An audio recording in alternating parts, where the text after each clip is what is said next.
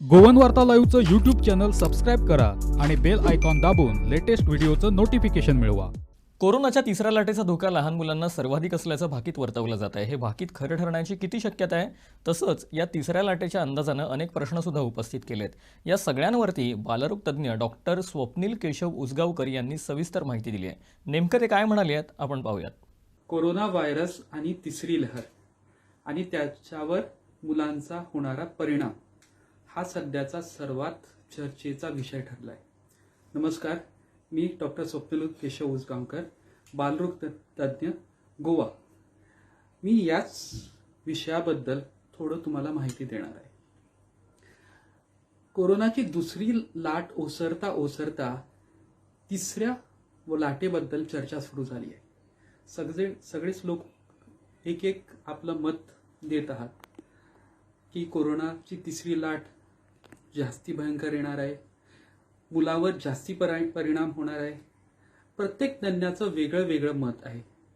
तर वस्तुस्थिती काय आहे आणि खरीच लाट येऊ शकते याच्यावर मी थोडा प्रकाश ठेवणार आहे. तर ही सगळी कोरोनाची दुसरी तिसरी लाट येणार की नाही येणार, किती तीव्र असणार, मुलामध्ये असणार की नाही, ही सगळी भाकीत आहेत. आणि आपल्याला माहित आहे भाकीत खरं पण होऊ शकतं, खोटं पण होऊ शकतं. पण प्रत्येक भाकीत आपण कशावर अवलंबन ठेवतो तर वर्तमान आणि भूतकाळ याचा संदर्भ घेऊन आपण पुढे काय होणार याचं भाकीत ठरतं.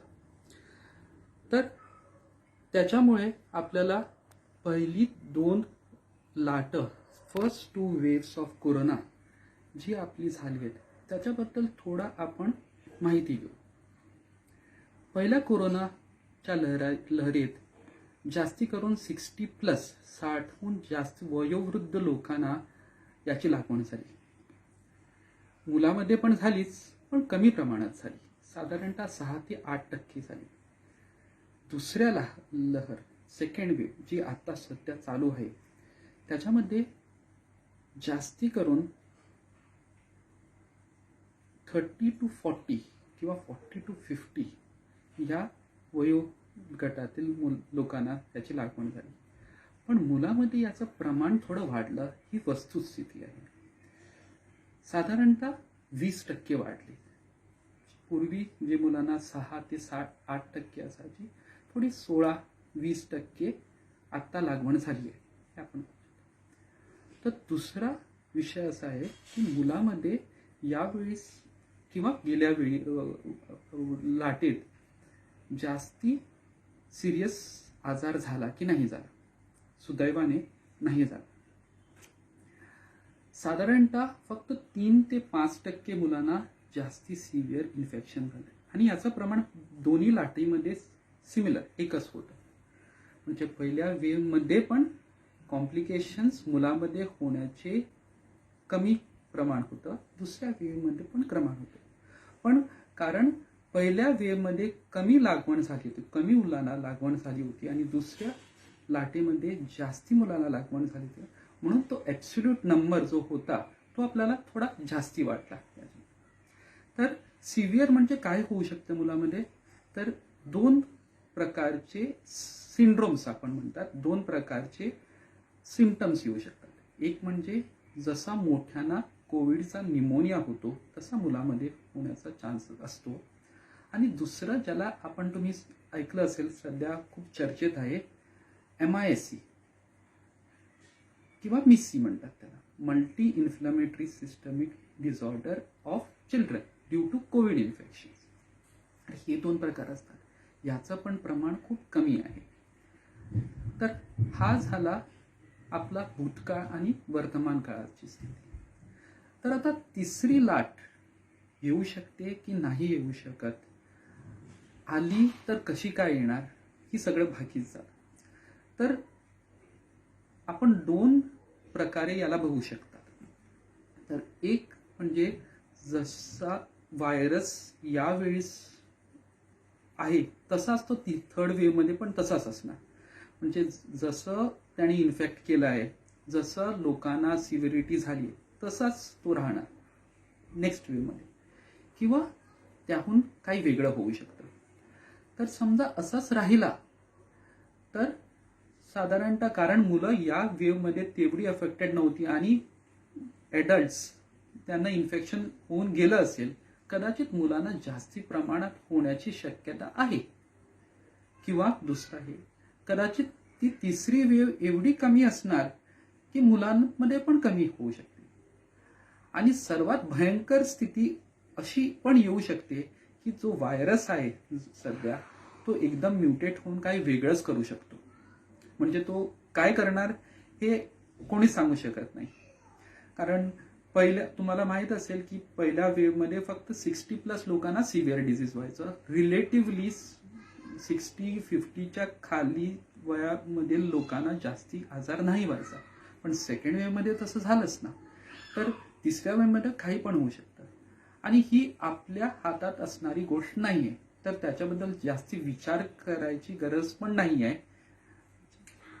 तर आता थर्ड वेव्ह आला आणि त्याच्यामध्ये मुलांना आपण कसं काय सुखरूप ठेवू शकतो किंवा स्वतःला कसं काय सुखरूप ठेवू शकतो, हा शेवटचा आणि मुख्य मुद्दा आहे. तर याच्यामध्ये आपल्याला 2 गोष्टी आहेत. एक म्हणजे स्वतःला कोविड होऊच द्यायचा नाही, याला आपण प्रायमरी प्रिव्हेन्शन म्हणतो. आणि झाला तरी पण लवकरात लवकर आपण त्यातून बरं कसं व्हायचं, याला आपण सेकंडरी प्रिव्हेन्शन म्हणतो. तर प्रायमरी प्रिव्हेन्शनवर मी पहिल्यांदा येणार. प्रायमरी प्रिव्हेन्शन म्हणजे स्वतःची प्रतिकारशक्ती, स्वतःला एवढं तंदुरुस्त बनवायचं की काहीच आपल्याला नाही होणार. हे कसं काय आपण करू शकतो, तर 4 मुख्य मुद्दे आहेत त्याच्यावर. एक तर आपण चांगला आहार घ्यायचा, आपण म्हणजे मुलांना पण चांगला आहार द्यायचा. व्यायाम सोडायचा नाही. सध्या मुलांना घरीच राहून एकदम टीव्ही मोबाईल याच्यावर मुलं एकदम चिकटून असतात. तर या स्थितीत पण थोडाफार मुलांकडून व्यायाम करून नक्कीच घ्यायचा, म्हणजे त्यांची प्रतिकारशक्ती वाढणार. तिसरं, मानसिकता नेहमीच चांगली ठेवायची. तुमची पण मानसिकता चांगली ठेवायची, मुलांची पण मानसिकता चांगली ठेवायची. कारण कित्येक मुले कोरोना व्हायरस म्हटलंच की एकदम घाबरून जातात. त्यांच्यापासून हा सगळा भीतीचा वातावरण कमी करायचं. जास्ती करून टीव्ही त्यांना नाहीच दाखवायला तरी चांगलंच आहे. जास्ती करून न्यूज चॅनल जे आपल्याला घाबरवत आहेत ते तर नाहीच दाखवायचं आहे. आणि चौथं म्हणजे व्हॅक्सिनेशन. तर सध्या व्हॅक्सिनेशन, कोरोना व्हायरसचे व्हॅक्सिनेशन छोट्या मुलामध्ये म्हणजे 18हून कमी वयाच्या मुलामध्ये अजून अप्रूव्ड नाही झाला. तर मुलांना आपण कोरोना व्हायरस व्हॅक्सिन नाही देऊ शकत सध्याच्या स्थितीमध्ये. पण स्वतः कोरोना व्हायरस व्हॅक्सिन नक्की घ्यायचं. कारण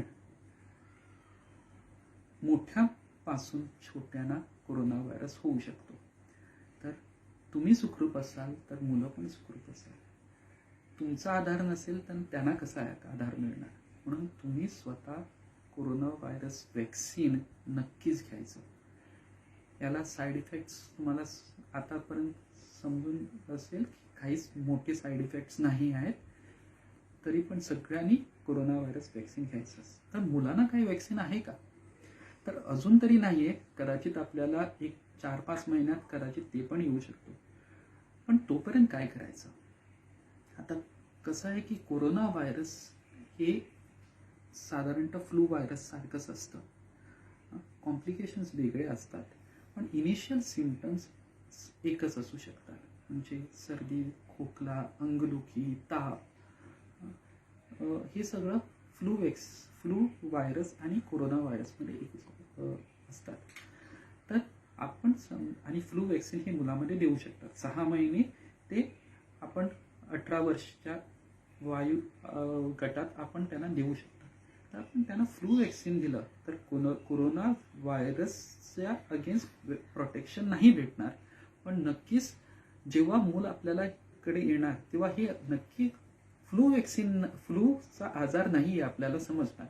कारण तुम्ही समजून घ्या की आता मान्सून येणार आहे, पाऊस येणार आहे, आणि तुम्हाला माहीत असेल पावसामध्ये मुलांना सर्दी खोकला ताप असण्याचे चान्सेस जास्ती असतात. आणि जेव्हा आम्ही डॉक्टर या मुलांना बघणार तेव्हा हा कोरोना व्हायरस आहे का सर्दी खोकला फ्लूचं लक्षण आहे किंवा साधी सर्दी खोकला हे समजणं खूप कठीण असणार आहे. आणि दोन्ही एकत्र झाले तर अजून जास्ती मुलामध्ये प्रॉब्लेम येऊ शकतात. म्हणून तरी फ्लू वॅक्सिन हे देणं गरजेचं आहे. रिसेंटली महाराष्ट्र गव्हर्नमेंटने तर त्याला अप्रुव्हल दिलं आहे की सगळ्या मुलांना, आणि त्यांची ॲडवाईस पण आहे की सगळ्या मुलांना शक्यतो जमलं तर फ्लू वॅक्सिन नक्कीच द्यायचं. हे तुम्ही तुमच्या बालरोग तज्ज्ञाजवळ चर्चा करून त्यांना द्या.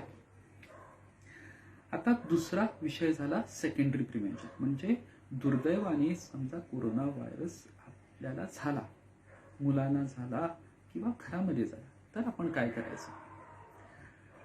तर सर्वात प्रथम गोष्ट जी करायची की कुठली पण सिम्पटम्स मुलांना आली तर या सध्याच्या स्थितीत टेस्टिंग नक्कीच करून घ्या.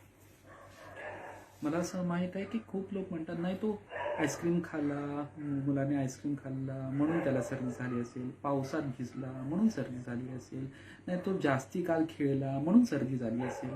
असं काहीच नका करू. कारण कोरोना व्हायरस कदाचित तो नसेल पण समजा असला तर दोन गोष्टी होऊ शकतात. एक म्हणजे लवकरात लवकर ट्रीटमेंट बाळाला पडलं तर जास्ती कॉम्प्लिकेशन्स होण्याचे चान्सेस कमी असणार. दुसरी गोष्ट, मुलाला कोरोना व्हायरस झाला तर तो दुसऱ्यांना घरातील दुसऱ्या सदस्यांना देऊ शकतो, आणि मोठ्यांना झाला तर त्यांना कॉम्प्लिकेशन्स होऊ शकतात. तर मुलांमध्ये संसर्ग झाला असेल आणि त्याची शहानिशा आपण पहिल्यांदाच केली तर मग आपल्याला दुसऱ्यांना पण टेस्ट करून त्यांना लगेच ट्रीटमेंट आपण देऊ शकतो. आणि खूप वेळा काय होतं की मोठ्यामध्ये आजाराची लक्षणं दिसण्याच्या अगोदर मुलामध्ये लक्षणं येतात. म्हणून तरी मुलांमध्ये टेस्ट करणं गरजेचं आहे. तर पहिल्यांदा म्हणजे टेस्ट करायचं. दुसरं, झालाच कोरोना व्हायरस तर मग मुलामध्ये जास्ती वेगळं ट्रीटमेंट नाही आहे. मोठ्यामध्ये जे आपण सगळं फॅव्हिफ्लू देतो किंवा रेमडेसिवीर वगैरे हे सगळं मोठे जी आपण औषधे देतो त्याची गरज नसते. मुलामध्ये साधं आपलं पॅरासिटामॉल द्यायचं.